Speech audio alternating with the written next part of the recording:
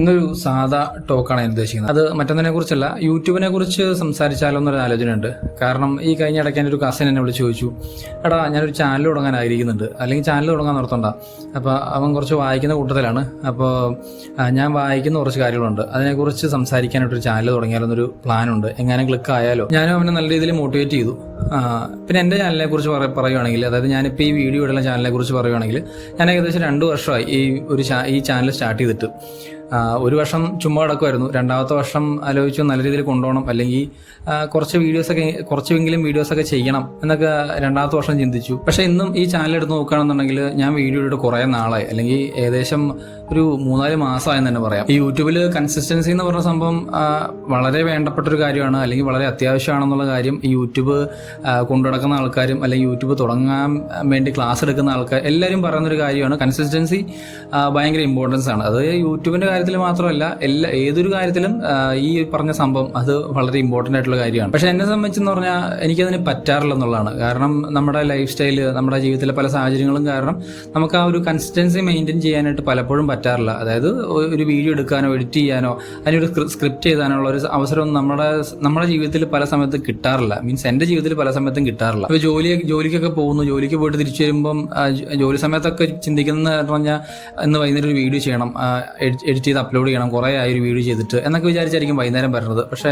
പകലുള്ള വെയിലും കാര്യങ്ങളെല്ലാം കൊണ്ടിട്ട് വീട്ടിൽ വരുമ്പോഴത്തേക്കും പിന്നെ ഒന്നിനും പറ്റത്തില്ല. അതായത് ഒന്നും ചെയ്യാനുള്ളൊരു ത്രാണിയില്ലാത്ത അവസ്ഥയിലാണ് പിന്നെ വീട്ടിലോട്ട് വരുന്നത്. എവിടെയെങ്കിലും കിടന്നാൽ മതി എന്നുള്ള സെറ്റപ്പിൽ. അപ്പോൾ പിന്നെ അതങ്ങ് പിന്നെ അങ്ങ് മുടങ്ങും. എല്ലാ ദിവസവും ഇത് തന്നെ. ഇനി ഏതെങ്കിലും ഒരു ദിവസം ഒന്ന് ഫ്രീ ആയിട്ടിരുന്ന് കഴിഞ്ഞാൽ അന്ന് ജോലിക്കില്ലാത്ത തിരക്കായിരിക്കും, അല്ലെങ്കിൽ ജോലിക്ക് പോകുമ്പോഴില്ലാത്ത തിരക്കായിരിക്കും അന്നൊരു ദിവസം വീട്ടിലിരിക്കുന്ന സമയത്ത്. അന്നും വീഡിയോ ചെയ്യാനായിട്ട് പറ്റിയെന്ന് വരത്തില്ല, അല്ലെങ്കിൽ പറ്റാറില്ല എന്നുള്ളതാണ്. അപ്പോൾ ഈ യൂട്യൂബൊക്കെ തുടങ്ങാനായിട്ട് പ്ലാൻ ചെയ്യുന്ന ആൾക്കാർ ഇപ്പം എൻ്റെ അനുഭവത്തിൽ നിന്ന്, അതായത് ഇപ്പം ഈ ചാനൽ നോക്കുകയാണെന്നുണ്ടെങ്കിൽ ഏകദേശം 100-150 സബ്സ്ക്രൈബേഴ്സ് മാത്രമേ ഉള്ളൂ. അതിൻ്റെ റീസൺ എന്ന് പറഞ്ഞു കഴിഞ്ഞാൽ ഞാൻ വീഡിയോ ചെയ്യാറില്ല, അല്ലെങ്കിൽ കൺസിസ്റ്റൻ്റ് ആയിട്ട് യൂട്യൂബിൽ വീഡിയോ ഇടാറില്ല എന്നുള്ളതാണ്.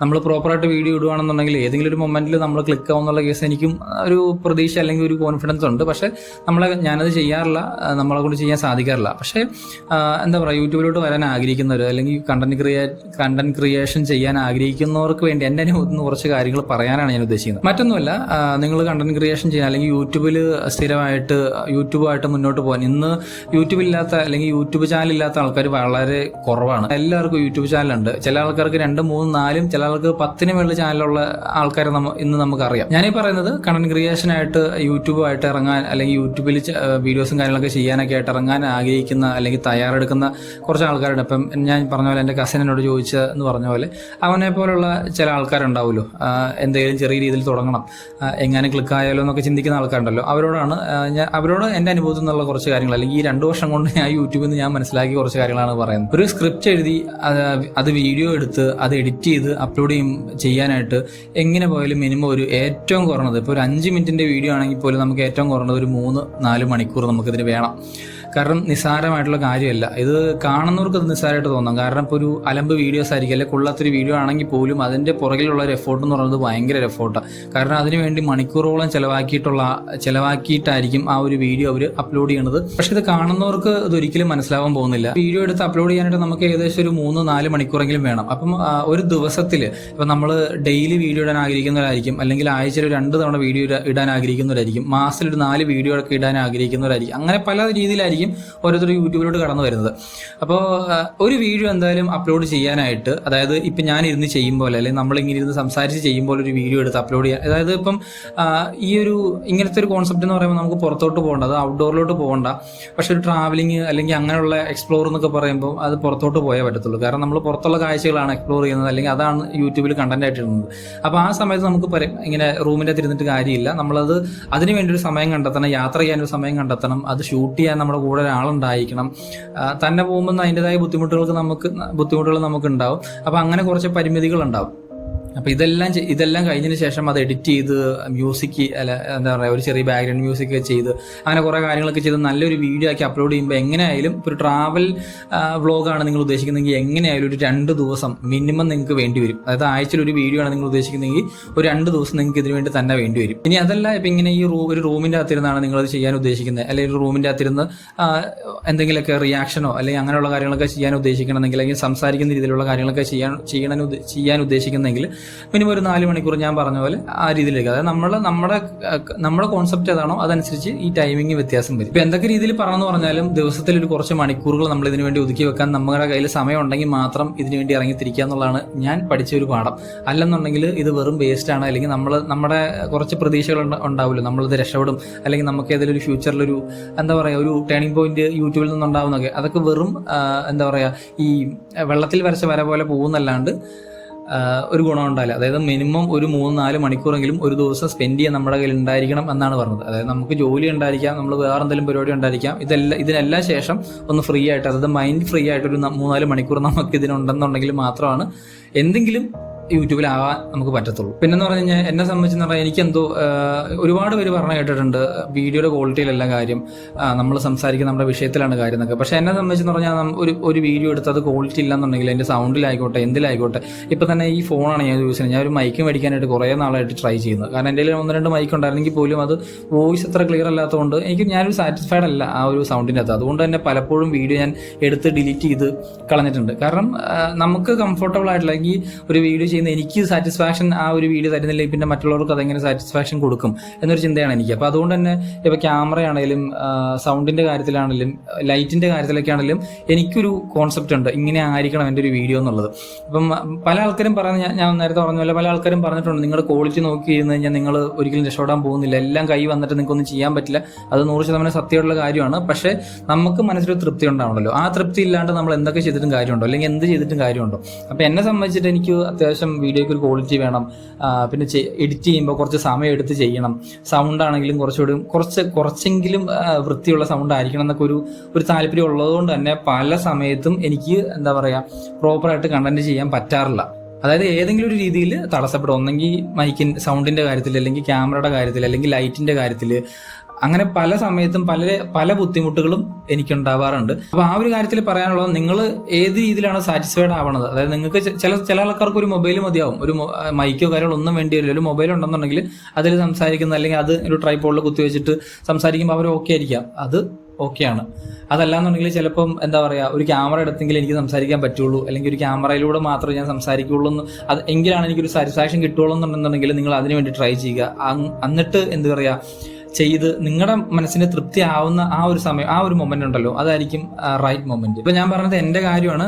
അതായത് എനിക്ക് സംതൃപ്തി, അല്ലെങ്കിൽ എന്റെ മനസ്സിലൊരു സാറ്റിസ്ഫാക്ഷൻ, ഞാൻ ചെയ്യുന്ന വീഡിയോ അറ്റ്ലീസ്റ്റ് കുറച്ച് കൊള്ളാം എന്ന് എനിക്കൊരു തോന്നൽ ഉണ്ടാവുന്ന ഒരു സമയത്താണ് ഞാൻ വീഡിയോ ചെയ്ത് തുടങ്ങിയിട്ടുള്ളത് പോലും. അതുവരെ എന്താ പറയുക ചെയ്യാമെന്നും പറഞ്ഞിങ്ങനെ പെൻഡിങ് ഇട്ടുകൊണ്ടിരിക്കുകയാണ് ചെയ്തത്. ആ സമയമൊന്നും എനിക്ക് തിരിച്ചു കിട്ടത്തില്ല. എങ്കിൽ പോലും എനിക്ക് മനസ്സിന് ഒരു തൃപ്തി തോന്നിയ സമയത്ത് ഞാൻ ചെയ്തു.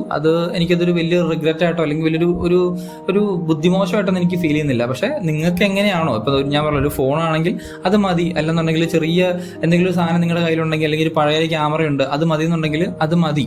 നിങ്ങളുടെ തൃപ്തി, അതാണ് ഇതിൻ്റെ അകത്ത് കാര്യം. പലപ്പോഴും കാലാവസ്ഥ നമ്മളെ പ്രതികൂലമായിട്ട് ബാധിക്കും. അതായത് ഇപ്പം എന്താ പറയുക നമ്മുടെ പ്രോപ്പറായിട്ട് നല്ലൊരു മൈക്ക് ഉണ്ടാവില്ല, അതായത് നോയിസ് ക്യാൻസലേഷൻ ഉള്ള മൈക്കൊന്നും ഉണ്ടാവില്ല. അപ്പോൾ പുറത്ത് മഴ പെയ്ത് കഴിഞ്ഞാൽ നമുക്കൊന്നും സംസാരിക്കാൻ പറ്റത്തില്ല. അപ്പോൾ മഴ മാറുന്ന നോക്കി നിൽക്കണം.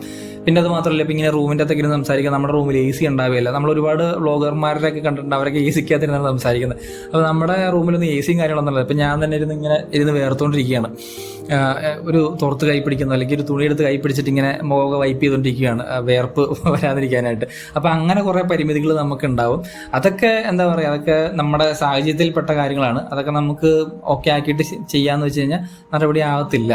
അതൊക്കെ നമ്മൾ എന്താ പറയുക നമ്മുടെ മനസ്സിനെ പാകപ്പെടുത്തി അങ്ങ് മുന്നോട്ട് പോകാനാണ് പറ്റത്തുള്ളൂ. അത് മഴ പെയ്യുമ്പോൾ നമുക്ക് വീഡിയോ എടുക്കാൻ ബുദ്ധിമുട്ടാണെങ്കിൽ ആ മഴ കഴിയുന്ന സമയം നോക്കി നമ്മൾ അതിനു വേണ്ടി ഒരു സമയം എടുത്ത് ഒരു സമയം പ്രിപ്പയർ ചെയ്ത് മാറി വീഡിയോ ചെയ്യുക എന്നുള്ളതാണ് അതിൻ്റെ ഏക വഴി എന്ന് പറഞ്ഞു കഴിഞ്ഞാൽ. പിന്നെ പറയാനുള്ള ഒരു കാര്യം എന്ന് വെച്ച് കഴിഞ്ഞാൽ ജീവിതത്തിൽ കുറച്ചെങ്കിലുമൊക്കെ മനസ്സമാധാനം വേണം, അല്ലെങ്കിൽ കുറച്ചൊക്കെ സമാധാനം നമ്മുടെ ജീവിതത്തിൽ ഉണ്ടെങ്കിൽ മാത്രമാണ് ഈ ഒരു പരിപാടിക്ക് ഇറങ്ങിയിട്ട് കാര്യമുള്ളൂ. കാരണം നമ്മൾ 100 കൂട്ടം വള്ളിയും പിടിച്ച് നടക്കുന്ന ഒരാളാണെന്നുണ്ടെങ്കിൽ യൂട്യൂബിലോട്ട് വരുന്നതിൽ ഒരു കാര്യമില്ല. നമുക്ക് അറ്റ്ലീസ്റ്റ് ഞാൻ പറഞ്ഞല്ലോ ഒരു 3-4 മണിക്കൂറെങ്കിലും നമുക്ക് കാമായിട്ട്, അല്ലെങ്കിൽ ഒന്നും ചിന്തിക്കാൻ, നമുക്ക് വേറെ ടെൻഷൻസ് ഒന്നും ഇല്ലാണ്ട് നമുക്ക് ഇരിക്കാൻ പറ്റുന്ന ഒരു സാഹചര്യം ഉണ്ടെങ്കിൽ മാത്രം ഇതിലോട്ട് ഇറങ്ങുന്നതിലായിരിക്കും കാര്യം. അല്ലെങ്കിൽ നമുക്ക് പേഴ്സണലി ഒരു സമാധാന സന്തോഷം ഇല്ലാണ്ട് നമ്മളിത് ചെയ്യാൻ വേണ്ടി ഇറങ്ങി കഴിഞ്ഞാൽ അതിനകത്ത് വലിയ റിസൾട്ട് ഉണ്ടാക്കാൻ പറ്റും എന്നുള്ള കാര്യത്തിൽ ഒരു ഉറപ്പുണ്ടായിരിക്കില്ല.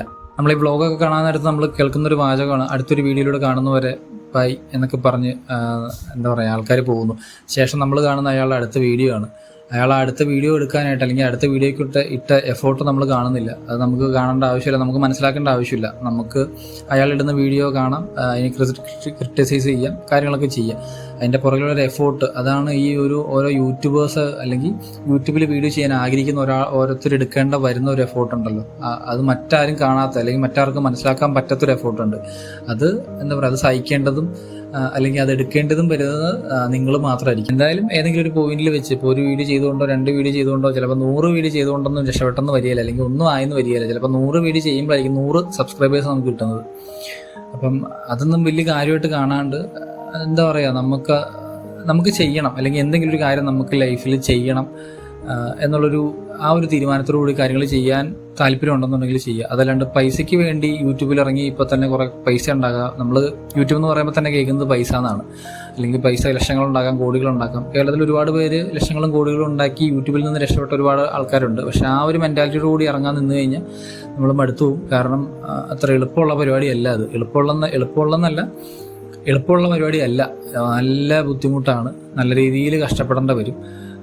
കാരണം പണ്ടത്തെ പോലെയല്ല. പണ്ടെന്നൊക്കെ പറഞ്ഞാൽ വിരലിൽ എണ്ണാവുന്ന ആൾക്കാരെ യൂട്യൂബിലുണ്ടായിരുന്നുള്ളൂ, അല്ലെങ്കിൽ ബ്ലോഗ് ചെയ്യുന്നതും അങ്ങനെ ചെയ്യുന്ന ആൾക്കാരൊക്കെ വളരെ കുറവായിരുന്നു. പക്ഷെ ഇന്ന് അങ്ങനെയല്ല. ഇന്ന് നമ്മുടെ ഇപ്പം ഞാനിരിക്കുന്നതിൻ്റെ തൊട്ട് ഒരു 10 മീറ്റർ അപ്പുറം വേറൊരാളിരുന്ന് ബ്ലോഗ് ചെയ്യുന്നുണ്ടാവും. അപ്പോൾ അങ്ങനത്തെ ഒരു കോമ്പറ്റീറ്റീവ് ആയിട്ടുള്ള ഒരു സമയത്താണ് നമ്മൾ പോകുന്നത്. അപ്പോൾ അതുകൊണ്ട് തന്നെ എന്താ പറയുക, വളരെ കഷ്ടപ്പാടായിരിക്കും നമുക്ക് ഇതിൽ നിന്ന് എന്തെങ്കിലും ഒന്ന് നേടിയെടുക്കുക എന്നുള്ളത്. അപ്പോൾ അതുകൊണ്ട് അത് നേടിയെടുക്കുന്നത് പൈസ ആകണം എന്നുള്ള തീരുമാനത്തിലൂടെ ഇറങ്ങിക്കഴിഞ്ഞാൽ ചിലപ്പോൾ നിങ്ങൾ മടുത്തു, നിങ്ങൾ നിർത്തിപ്പോവും. അപ്പം അങ്ങനത്തെ ഒരു മെൻറ്റാലിറ്റി അല്ലാണ്ട് നമുക്കറിയാവുന്ന എന്തോ കാര്യങ്ങൾ, അല്ലെങ്കിൽ നമുക്ക് സംസാരിക്കാനുള്ള കാര്യങ്ങൾ, നമുക്ക് പറയാനുള്ള എന്തൊക്കെയോ ചില കാര്യങ്ങളൊക്കെ, മറ്റൊരാൾക്ക് തോന്നാത്ത ചില കാര്യങ്ങളൊക്കെ നമുക്ക് പറയാനുണ്ടാവും. അപ്പം അങ്ങനെയുള്ള കാര്യങ്ങളൊക്കെ പറയാനും ഷെയർ ചെയ്യാനും പറ്റുന്ന ഒരു പ്ലാറ്റ്ഫോം എന്ന നിലയിൽ മാത്രം അതിനെ കാണുക. അത് ചെയ്യുന്ന കാര്യം ആത്മാർത്ഥമായിട്ട് ചെയ്യാൻ ശ്രമിക്കുക. അങ്ങനെ നോക്കിക്കഴിഞ്ഞാൽ മേ ബി രക്ഷപ്പെടാൻ ചാൻസ് ഉണ്ട്. ഇപ്പം ഈ കാര്യങ്ങളൊക്കെ ഞാൻ പറയാനുള്ള കാരണം ഇത് എന്നോട് തന്നെയാണ് ഞാൻ പറഞ്ഞത്. കാരണം ഈ ക്യാമറയിൽ നോക്കിയിരുന്നുകൊണ്ട് ചിലപ്പോൾ കാണുന്നത് നിങ്ങളിൽ പല ആൾക്കാരായിരിക്കും, പക്ഷേ ഞാൻ ഇപ്പോൾ കാണുന്നത് നിങ്ങളെയല്ല, എൻ്റെ ക്യാമറേനെ എന്നെയാണ് ഞാൻ കാണുന്നത്. അപ്പോൾ എന്താ പറയുക, ഇത് ഞാൻ സംസാരിക്കുന്നത് ഞാൻ എന്നോട് തന്നെയാണ്. എൻ്റെ കുറേ ഈ 2 വർഷം കൊണ്ട് ഇപ്പം ഞാൻ യൂട്യൂബിൽ നമുക്കൊരു സംഭവമുണ്ട്, യൂട്യൂബ് സ്റ്റുഡിയോ എന്നും പറഞ്ഞാൽ. അതിൽ കയറി കഴിഞ്ഞപ്പോൾ യു കവേർഡ് 2 years എന്ന് പറഞ്ഞ് കാണിക്കുക. ആകെ 146 സബ്സ്ക്രൈബേഴ്സും ഉണ്ട്. 2 വർഷം ഞാൻ കവർ ചെയ്യുന്നതാണ് അവർ പറയണത്. എന്നെ സംബന്ധിച്ച് യൂട്യൂബിൽ അങ്ങനെ ഒരു ചാനൽ ഉള്ളത് തന്നെ എന്നെ സംബന്ധിച്ച് വലിയൊരു അച്ചീവ്മെൻ്റ് ആയിട്ട് ഞാൻ കാണുന്നത്. കാരണം ഞാൻ ഒന്നും ചെയ്യാറില്ല അതിന് വേണ്ടിയിട്ട്. അപ്പോൾ എന്തെങ്കിലും ചെയ്യുന്ന ആൾക്കാരെ സംബന്ധിച്ച് ഈ 2 വർഷം എന്ന് പറയുമ്പോൾ അവരൊരു ഗോൾഡൻ പീരീഡ് ആയിരിക്കും. 10 ദിവസം കൊണ്ടൊക്കെ 1,00,000 സബ്സ്ക്രൈബേഴ്സൊക്കെ ഉണ്ടാക്കിയ അല്ലെങ്കിൽ അടിച്ച ചാനൽസൊക്കെ നമുക്കറിയാം. പക്ഷെ അതൊന്നും നമ്മളെ കൊണ്ടൊന്നും എന്നെ കൊണ്ടൊന്നും പറ്റുന്ന കാര്യമല്ല. കാരണം എൻ്റെ ജീവിതം ആ രീതിയിലല്ല മുന്നോട്ട് പോകുന്നത്. ഓരോരുത്തരുടെ ജീവിതത്തെ ഡിപ്പെൻഡ് ചെയ്തിരിക്കും നമ്മുടെ യൂട്യൂബിലെ കാര്യങ്ങളും അല്ലെങ്കിൽ കണ്ടന്റ് ക്രിയേഷൻ്റെ കാര്യങ്ങളും. ഇപ്പം നിങ്ങൾക്ക് വേറെ ജോലികളോ കാര്യങ്ങളൊന്നും ഇല്ല, നിങ്ങൾക്ക് അത്യാവശ്യം ബാക്കപ്പും ഫണ്ടിൻ്റെ ബാക്കപ്പും കാര്യങ്ങളൊക്കെ ഉണ്ടെങ്കിൽ നിങ്ങൾക്ക് ധൈര്യമായിട്ട് ഇറങ്ങാം. അതായത് ഒരു സമയം, നിങ്ങൾക്ക് ഇഷ്ടംപോലെ സമയം നിങ്ങളുടെ കയ്യിൽ ബാക്കിയുണ്ടെന്നുണ്ടെങ്കിൽ ധൈര്യമായിട്ട് ഈ പരിപാടിക്ക് ഇറങ്ങാവുന്നതാണ്. നിങ്ങൾക്ക് അതിൻ്റെ അകത്ത് എന്തെങ്കിലും ഒരു സംഭവം ഉണ്ടാക്കിയെടുക്കുക, അല്ലെങ്കിൽ എന്തെങ്കിലും ഒരു റിസൾട്ട് നിങ്ങൾക്ക് തീർച്ചയായിട്ടും ഉണ്ടാക്കിയെടുക്കാൻ പറ്റും. കാരണം സമയമാണ് ഇതിൻ്റെ അകത്ത് ഇമ്പോർട്ടൻറ്റ്. അത്യാവശ്യം എഡിറ്റിംഗ് കാര്യങ്ങൾ അറിയാമെന്നുണ്ടെങ്കിൽ തീർച്ചയായിട്ടും ഇറങ്ങാം. അതല്ലാണ്ട് ഒരു ബാക്കപ്പോ കാര്യങ്ങളില്ലാണ്ട് ജോലിക്ക് പോകാണ്ട് ജീവിക്കാൻ പറ്റാത്തൊരവസ്ഥയിലുള്ള ഒരാൾ യൂട്യൂബിലോട്ട് ഇറങ്ങി കഴിഞ്ഞാൽ അയാൾക്ക് പെട്ടെന്ന് രക്ഷപ്പെടുക എന്ന് പറഞ്ഞു കഴിഞ്ഞാൽ വലിയ ബുദ്ധിമുട്ടാണ്. കാരണം വീട്ടിൽ അരി മേടിക്കണം എന്നുണ്ടെങ്കിൽ പണിക്ക് പോയാൽ പറ്റത്തുള്ളൂ. യൂട്യൂബിലോട്ട് കയറി കഴിയുമ്പോൾ തന്നെ യൂട്യൂബിൽ നിന്നും എന്തെങ്കിലും കിട്ടുമെന്നുള്ള പ്രതീക്ഷയോട് വന്നാലൊന്നും ഒരു തേങ്ങയും കിട്ടിയില്ല. അപ്പം അരി മേടിക്കണം എന്നുണ്ടെങ്കിൽ പണിക്ക് പോകണം. പണിക്ക് പോയി കഴിയുമ്പോൾ നമുക്ക് യൂട്യൂബിലോട്ട് ഫോക്കസ് ചെയ്യാൻ പറ്റിയെന്ന് വരത്തില്ല. അപ്പം അങ്ങനെ കുറേ കാര്യങ്ങൾ ഇതിൽ കെട്ടുപണഞ്ഞ് കിടപ്പുണ്ട്. അതൊക്കെ ഇങ്ങനെ വകഞ്ഞു മാറ്റി ഓവർകം ചെയ്യാമെന്നുണ്ടെങ്കിൽ തീർച്ചയായിട്ടും ഞാൻ നേരത്തെ പറഞ്ഞ ഏതെങ്കിലും ഒരു പോയിന്റിൽ നമുക്ക് എന്തെങ്കിലും നല്ലൊരു റിസൾട്ട് കിട്ടാൻ ഉള്ള ചാൻസ് ഉണ്ട്. അതായത് പ്രോബബിലിറ്റി കൂടുതലാണ് കഷ്ടപ്പെടുകയാണെന്നുണ്ടെങ്കിൽ. അപ്പം നോക്കുക, നിങ്ങളെ കൊണ്ട് പറ്റുന്ന കാര്യങ്ങൾ ചെയ്യുക. വർത്താനം ലോങ് ആയിട്ടുണ്ട്. അപ്പം അടുത്ത വർത്താനത്തിലൂടെ കാണാം. Bye, thank U.